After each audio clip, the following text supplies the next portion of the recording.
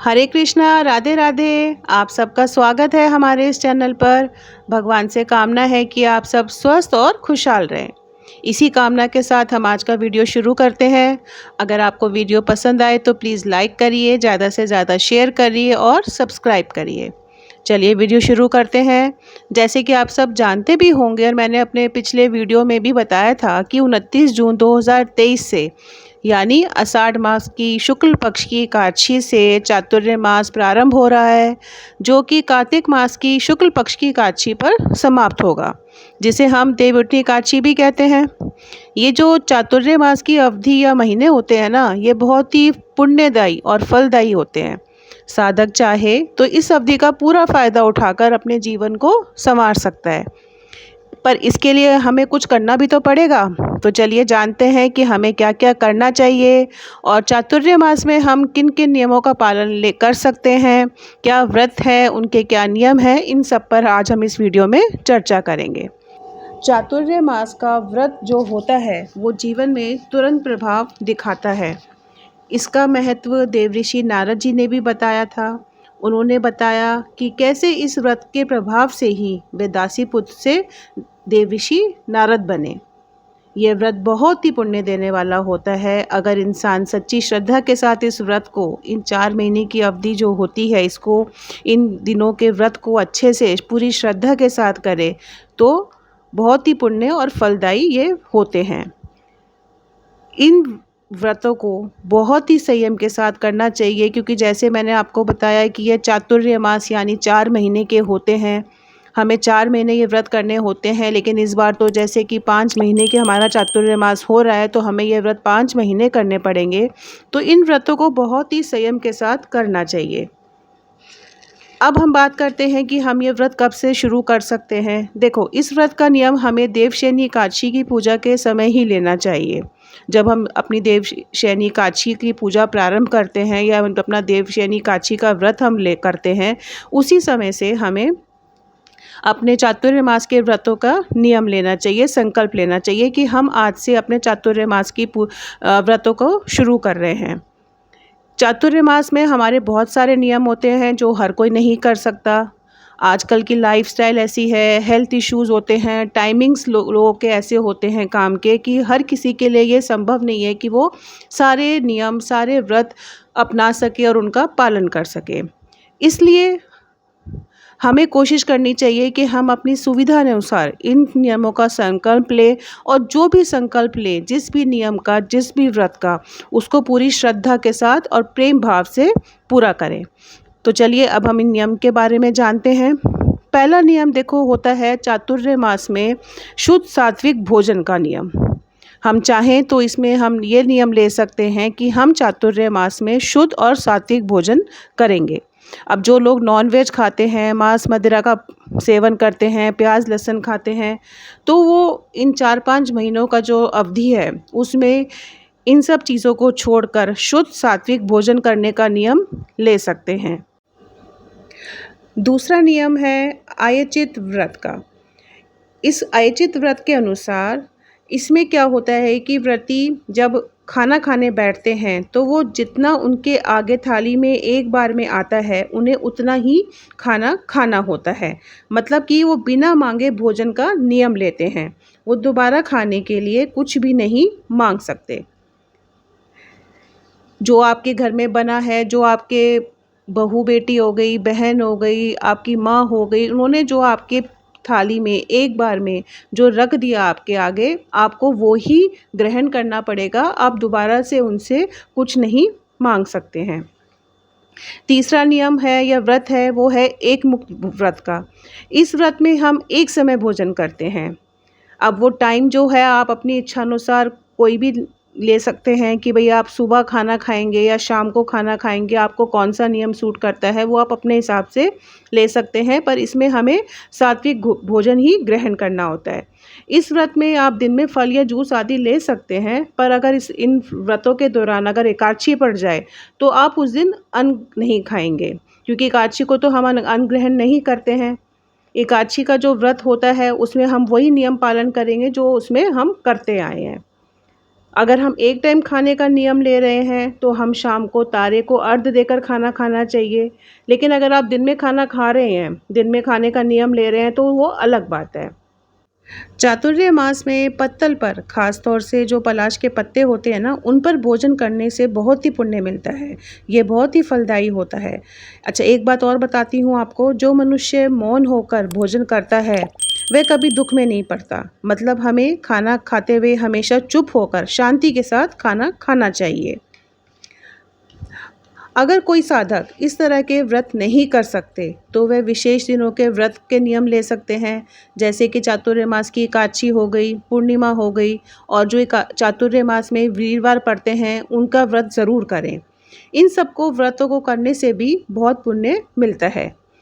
अब हम बात करते हैं इन व्रतों के अलावा हम और क्या नियम ले सकते हैं चातुर्मास में। देखिए, हर किसी के बस में नहीं होता कि हर कोई व्रत कर सके।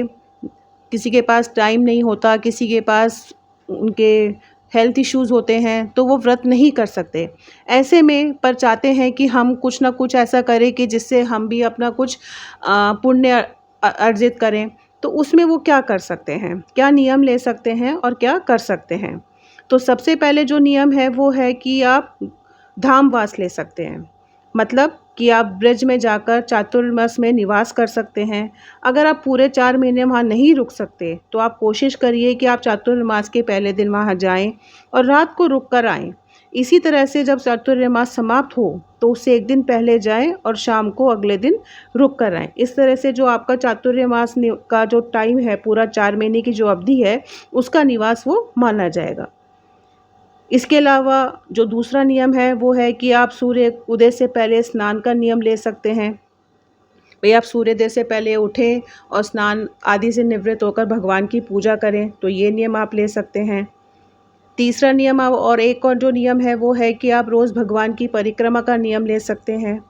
कि आप सुबह जल्दी उठकर भगवान की नहा धोकर अपना भगवान की परिक्रमा का नियम ले रहे हैं कि अब से हम भगवान की परिक्रमा करेंगे। अब वो आप कितनी परिक्रमा करेंगे वो आप पर निर्भर करता है। पुराणों में भी ये वर्णित है कि जो व्यक्ति चातुर्य मास में अपनी जिस प्रिय वस्तु का त्याग करता है वह वस्तु जन्मों जन्मों के लिए प्राप्त हो जाती है। ऐसा भी बताया गया है। अब जैसे कि किसी को आलू पसंद है, वो आलू के बिना रह ही नहीं सकता, लेकिन अगर वो चातुर्य मास की अवधि में उस आलू का त्याग कर देता है तो वो बहुत ही फलदायी होता है उसके लिए। चलिए, अब हम अगले नियम की बात करते हैं। बहुत से लोग हैं जो रोज़ माला जाप करते हैं, तो आप चातुर्य मास में माला जाप का नियम भी ले सकते हैं कि भई आप रोज़ जितनी माला जाप नॉर्मली करते हैं उससे आप ज़्यादा का नियम ले सकते हैं कि मैं इतनी माला रोज़ ज़्यादा करेंगे। अब इसमें क्या है कि चातुर्य मास में सिर्फ व्रत और नियम का ही महत्व नहीं होता, इनमें आप त्याग जो करते हैं उनका भी बहुत महत्व होता है। आइए चलिए अब कुछ इस बारे में भी बात करते हैं। जैसे कि पहला है कि चातुर्य मास में तेल का त्याग करना चाहिए। इसको हम कैसे त्याग करेंगे कि हम अपने शरीर पर तेल नहीं लगाएंगे और खाने में हम तेल का सेवन नहीं करेंगे, लेकिन जब हमारा चातुर्य मास का समापन हो जाएगा जब हम इस तेल का दान करेंगे। ठीक है ना? तो अच्छा, तो इस तरह से आप ये तेल का त्याग कर सकते हैं। दूसरा त्याग है या दूसरा नियम आप जो ले सकते हैं वो है मंदिर में साफ़-सफ़ाई का। आप मंदिर में रोज़ जाएँ, मंदिर में साफ़-सफ़ाई करें। ज़रूरी नहीं है कि आप वहाँ पे पूरा दिन लगे रहें या पूरा टाइम वहाँ पे जितना, ऐसा कुछ नहीं है, जितना टाइम आप दे सकते हैं। बहुत से लोग वहाँ पे मंदिर में जाते हैं, झाड़ू लगाते हैं या जो वहाँ बर्तन होते हैं उनको मांजते हैं या जो दिए इकट्ठे हो जाते हैं, उनको एक हटाते हैं वहाँ से। तो किसी भी तरह की सेवा का आप वहाँ पर नियम ले सकते हैं। जो लोग इस तरह से कार्य करते हैं ना, उन्हें 7 जन्मों तक ब्राह्मण की योनि मिलती है। इसी तरह से जिनके घरों के पास देखिए मंदिर नहीं होता, अब दूर मंदिर जाने में भी टाइम लगता है, आजकल टाइम की थोड़ी-सी शॉर्टेज रहती है, तो आपके पास अगर घर के आस-पास कोई गौशाला हो, तो आप वहाँ जाकर भी अपनी सेवा कर सकते हैं। अब गौशाला में आप किस तरह की सेवा दे सकते हैं? आपने हरे चारे का प्रबंध कर दिया, कोई गाय अगर वहाँ पर बीमार है या किसी रोग से पीड़ित है या उसको कोई और तकलीफ़ है, तो आप उसका उपचार का प्रबंध कर सकते हैं। ठीक है ना। अब दूसरी चीज़ एक और है कि इसमें आप दान का भी बहुत महत्व बताया गया है। चातुर्य मास में आप रोज़ किसी भी चीज़ का दान कर सकते हैं। खाने पीने की चीज़ें होती हैं, उनका आप दान अपने सामर्थ्य के अनुसार कर सकते हैं। भई आप जितना चाहें, जिस चीज़ का चाहें उस चीज़ का दान कर सकते हैं। इसमें ऐसा भी नहीं है कि आपने जो एक चीज़ दे दी, क्योंकि टाइम का ये जो टाइम है 4-5 महीने का, बहुत थोड़ा लंबा टाइम होता है, तो ज़रूरी नहीं है कि इसमें आप हर रोज़ नई-नई चीज़ें दें। आपने जो एक बार चीज़ दे दी है, आप उसको रिपीट भी कर सकते हैं। ऐसा कोई कंपल्शन नहीं है कि आपने एक बार ही देनी है। अच्छा, अब हम नेक्स्ट नियम की बात करते हैं। नियम तो देखिए बहुत सारे हैं, लेकिन अभी फ़िलहाल हम छोटे-छोटे जो कॉमन नियम हैं, उनकी बात कर रहे हैं। एक नियम ये है कि आप रोज़ भगवान को तुलसी अर्पण कर सकते हैं। ये भी बहुत पुण्यदायी होता है। अब इसमें आप तुलसी की पूजा का नियम भी ले सकते हैं, पीपल की पूजा का नियम भी ले सकते हैं। लेकिन जैसा कि आप सब जानते हैं कि रविवार को तुलसी पूजा और पीपल की पूजा नहीं होती, तो ये रविवार को छोड़कर आप बाकी दिन तुलसी पूजा और पीपल पूजा का नियम ले सकते हैं। अच्छा, बहुत से लोग क्या करते हैं कि चातुर्य मास में ज़मीन पर सोने का नियम लेते हैं कि हम 4-5 महीने ज़मीन पर ही सोएंगे। तो ये भी आप एक नियम ले सकते हैं। देखो, चातुर्य मास के ये जो महीने होते हैं ना, बहुत ही पुण्यकारी और फलदायी होते हैं। तो इसलिए हमें कोशिश करनी चाहिए कि हम ज़्यादा से ज़्यादा पुण्य अर्जित करें, अच्छे कर्म करें, झूठ, निंदा और अपशब्द से बचें। तो जितना हम करेंगे उतना ही भगवान हमें इनका फल देते हैं। जैसे कि अभी मैंने आपको बताया कि इसमें त्याग का भी बहुत महत्व होता है, तेल का त्याग का मैंने बताया। उसी तरह से चाहें तो आप दूध का, दही का, नमक का, इन चीज़ों का त्याग भी कर सकते हैं। पर वो आपके हेल्थ इश्यूज़ को देखकर, आपकी हेल्थ को देखकर आप जो जैसा आपको ठीक लगे वैसे आप कर सकते हैं। अंत में चलिए, उम्मीद करती हूँ कि आप सभी को चातुर्य मास में जो बन पड़ेगा आप करेंगे, क्योंकि मैंने बताया कि ये महीने बहुत ही पावन और फलदायी होते हैं।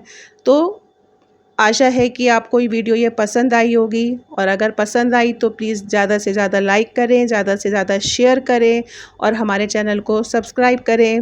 इस टॉपिक से रिलेटेड आपको कोई भी इन्फॉर्मेशन या कमेंट है तो आप कमेंट करके ज़रूर बताएं। जल्द ही आपके समक्ष एक नई वीडियो लेकर हाजिर होंगी। तब तक के लिए राधे राधे।